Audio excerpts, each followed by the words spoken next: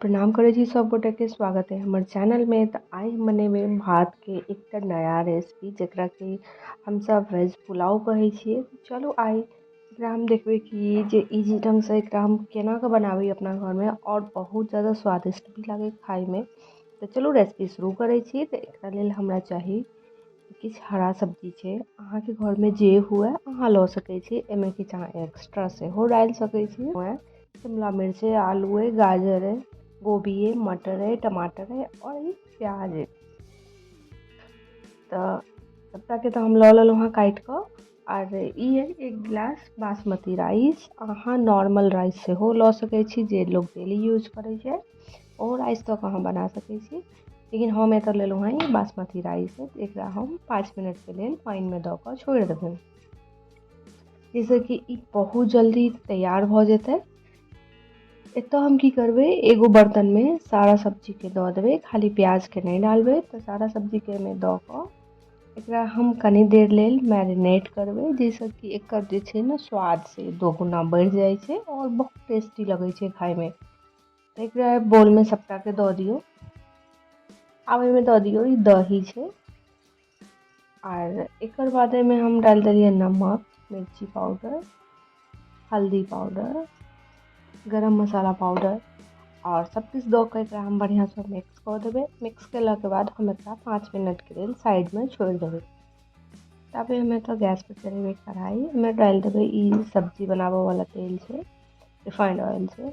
एमे हम दऽ देलिए घी अहूँ सब देबे, जैसे कि टेस्ट और बढ़िया लागत अहाँ सबके खाए में। आब एमे दऽ देबे हम जीरा, ई सौंफ छै, ई बड़ी इलायची छै, मरीच छै और ई लौंग छै। अहाँ दालचीनी से हो दऽ सके छी। तो सब चीज दऽ के एकरा हम 2 मिनट के लिए पका लेबे। एकर बाद हम एमे दऽ देबे प्याज, जहन चीर कनी बढ़िया जगह पाक जेतै तहन।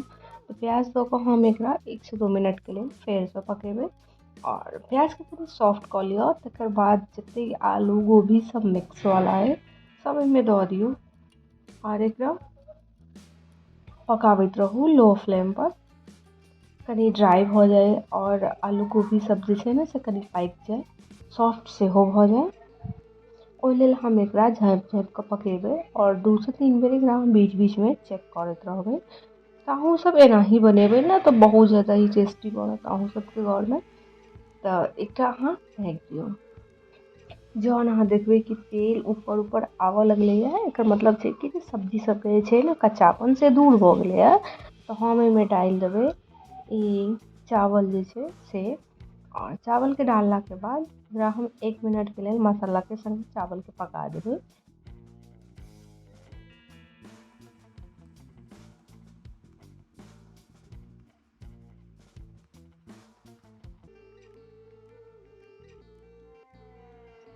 और तेकर बाद हम एमे डाल देबे पानी जते हम चावल लेबे ओना तो हम ओकर दुगुना डाले छी, लेकिन एई रेसिपी में हम की करबे जे 1 गिलास चावल के लिए 1.5 से पौने 2 गिलास हम डालबे, मतलब कि कनी कम डालबे पानी, जिससे कि ये ज़्यादा चिपचिपा नहीं बनत और ये रहत खिला खिला और बहुत ज़्यादा स्वादिष्ट लागत। अहूँ सब एनाही बनाएब। पानी डालला के बाद ढाँकि कऽ हम एकरा बढ़िया से पाकऽ देबे। जेना कि हम सब भात बनाबै छियै तो एकरा हम बीच में चेक कऽ लेबे कि बढ़िया से पकले है कि नहीं। जकर